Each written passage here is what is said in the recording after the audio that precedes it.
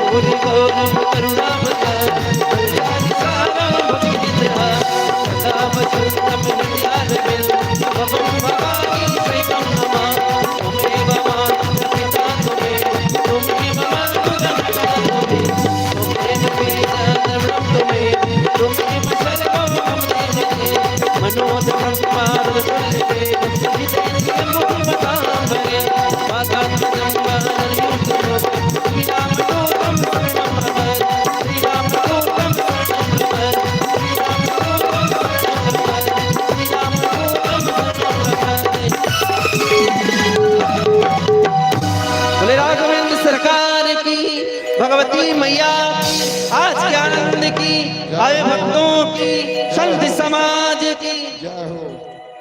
ओम केशवाय नमः।